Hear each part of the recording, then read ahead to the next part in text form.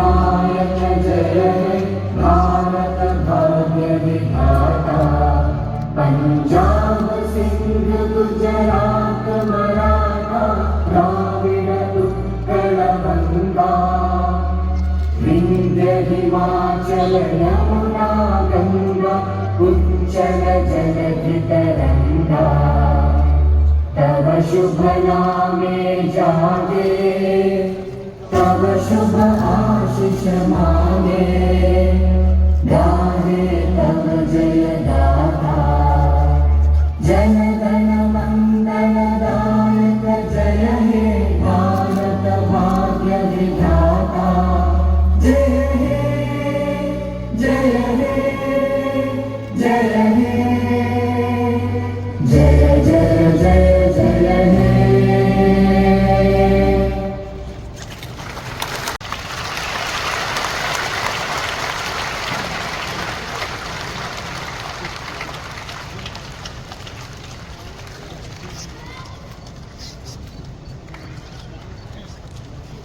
All India United मुस्लिम मोर्चा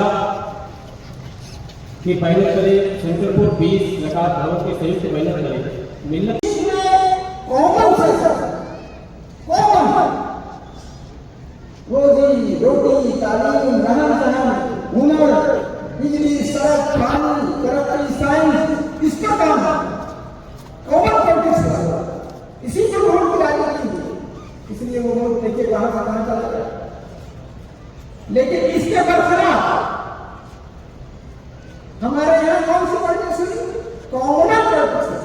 कहाँ common politics, कहाँ communal politics. यहाँ आप देखिए, आप महसूस कीजिए कि जब भी नेशनल चुनाव होता है या स्टेट का चुनाव होता है तो ले देते वही या तो मंदिर मस्जिद या हिंदू मुसलमान या हिंदू मुसलमान, इसके अलावा दूसरा इशू नहीं जाता।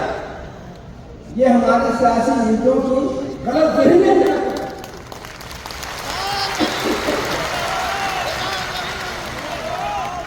कहाँ महंगाई आसमान छू रही है, ऐसा नहीं क्या छू गया, छूते छूते छूते छूते ऊंचाई पर चला गया, आपको कंट्रोल से बाहर हो गया।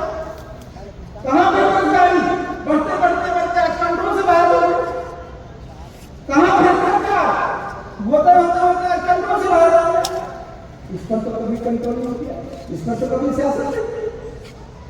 आज भी पूरा मुल्क आधा मुल्क या तो बाढ़ कहता है या सूखा पड़ा। जिस मुल्क की खेती हो, एग्रीकल्चर हो, वहां बाढ़ पानी का कदर नहीं होता।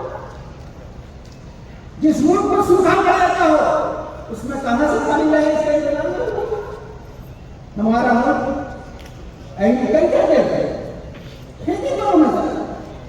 अगर ये सही कॉन्ट्रिब्यूशन होता शुरू से तो खेती पर ध्यान देना, पानी पर ध्यान देना, हवा पर, किस चीज पर ध्यान देना। हमारे यहाँ जमीन है, हमारे यहाँ पानी है, हमारे यहाँ मौसम है, हमारे यहाँ मेहनत का श्लोक है। इसके बावजूद वजह से यही है कि सियासी लीडरों को हम किसी एक पार्टी को नहीं करते, सारे सियासी लीडरों को सिर्फ ये है कि किसी तरह से कौन प्रोड्यूस कर दो, या तो मंदिर मस्जिद का इशू उठा दो, या फिर हिंदू मुसलमान की किसी इशू उठा दो, या फिर हिंदुस्तान पाकिस्तान कर लो, वोट देके निकल जाओ, फिर आराम करते। अगर यही लोग शुरू से महंगाई पर ध्यान देते, बेरोजगारी पर ध्यान देते, करप्शन पर ध्यान देते, बाढ़ सुधार पर ध्यान देते, शराबखोरी पर ध्यान देते, मुनाफाखोरी पर ध्यान देते, जमाखोरी पर ध्यान देते, तो आज हमारा मुल्क 3 से 2 आगे हुआ। हमारा मुल्क शुरू किया होगा, लेकिन ऐसा हो नहीं। अब तो हम लोग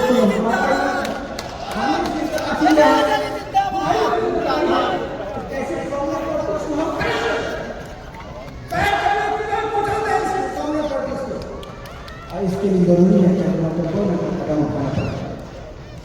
लेकिन जो सियासी लीडरों की नियत रही है उस पर शक लगता है कि बगैर किसी कानून का सहारा लिए इसको रोका जा सकता। क्योंकि जब तक कॉमन प्रोटेस्ट नहीं रोकेगा, ये समाज भी पीछे भिगा रहेगा, मुल्क भी पीछे रहेगा, चाहे करो लोग कुछ बोलो। इसलिए हम अपने गवर्नर साहब के सामने एक अर्ज पेश करते हैं। इनके सामने पेश नहीं करते, किसके सामने पेश करते? ये गरीबों का मुकाबला, और हम चाहते हैं कि इस कॉमन ऑफिस को कानून से रोका जाए, कानून से रोका जाए, ऐसे नहीं रोकने वाला है, कानून से रोका जाए। कानून बनवाएगा स्कूल का वंश। हम जो भारतीय हैं इसी कानून को बनवाएंगे, सियासी लोग नहीं बना पाएंगे। जब तक आप दबाव नहीं डालेंगे तो सिर्फ आपको एक ही बात हम करेंगे। हमारे हमारे हमारे प्रधानमंत्री बने थे राजीव गांधी। उन्होंने 1989 से कानून बनाया जिसका नाम है प्रिवेंशन ऑफ एट्रोसिटीज एक्ट। समाज के दबे पिछले तबके पर जो लोग जुल्म करते हैं, एंटी सोशल एलिमेंट जो जुल्म करते हैं, चाहे किसी समुदाय के मानने वाले हों, उसको कैसे कानून से रोका जाए, इसका कानून बनाया है 1989 में। उस वक्त हमारे गवर्नर साहब की उनके कैबिनेट में, गवर्नर साहब बहुत से वीपी सिंह साहब के कैबिनेट में थे, बहुत इंपॉर्टेंट फैसला लिया था। लेकिन न जाने कौन सी बात रहती थी कि अल्लाह बेहतर है, तो उस वक्त उन्होंने एक्ट बनाया। उस वक्त उस एक्ट में हमारे दलित समाज के लोग और आदिवासी समाज के लोगों को शामिल किया। 24 सेक्टर थी, 20 और 4 24 सेक्टर रखी गई थी कि किनको इसमें शामिल किया गया। उसमें दलित आदिवासी समाज को शामिल किया।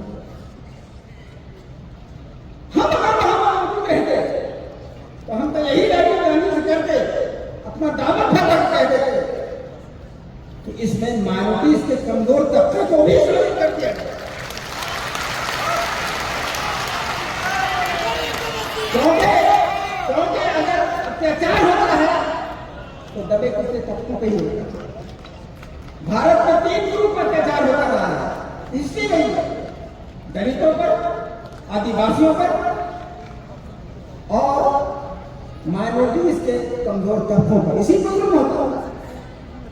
तो राजीव गांधी जैसे प्रधानमंत्री अगर उन पर प्रेशर करता तो माइनॉरिटीज के कमजोर तबकों को शामिल कर देते, लेकिन ये दबाव उस वक्त नहीं पड़ सका। लोग सिर्फ बाबरी मस्जिद का ताला खुलवाने शाहजहां केस में, नतीजा क्या हुआ? ये हक से बेचारा दलित तबका महरूम है। इस एक्ट की वजह से दलितों और आदिवासियों को बहुत प्रोटेक्शन मिला। उनके साथ जो सोशल वायलेंस होता था वो रुक गया, ब्रेक लग गया उसका। अब किसी की हिम्मत नहीं होती उनको जुल्म करे, अत्याचार करे, उनके खिलाफ बड़े लगा दे, भड़का भाषण दे दे, उनको 2 हाथ उठा ले, उनकी औरतों के साथ बेहतरी कर दे, उनके मजहबी मकान में प्रोटेस्ट कर दे, या उनको झूठे मुकदमा कर दे, उनके मकान को तोड़ दे, उनके घर को गंदी चीजें फेंक दे। ये कह नहीं सकता, कर नहीं सकता, क्योंकि ऐसा होने पर नॉन मजबूर मालूम जाता है, जेल की हवा खानी पड़ता है। तो आज मान का सिचुएशन ये है, हम चाहते हैं खुद कम से कम उस एक्ट में, प्रिवेंशन ऑफ एट्रोसिटीज एक्ट, जिसको SC/ST एक्ट कहा जाता है, उसमें इन कमजोर तबके के मुसलमानों को शामिल कर दिया जाए, ताकि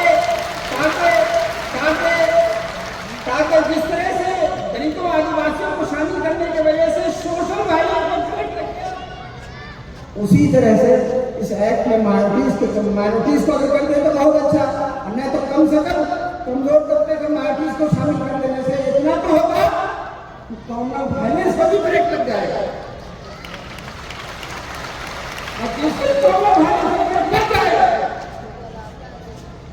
उस दिन से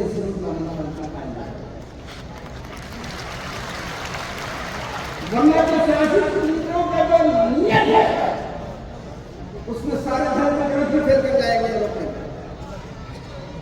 सारे धर्म के ग्रंथ फेल कर जाएंगे लोग। कहाँ अच्छी से अच्छी बात करने नहीं हो सकता है बगैर खाना।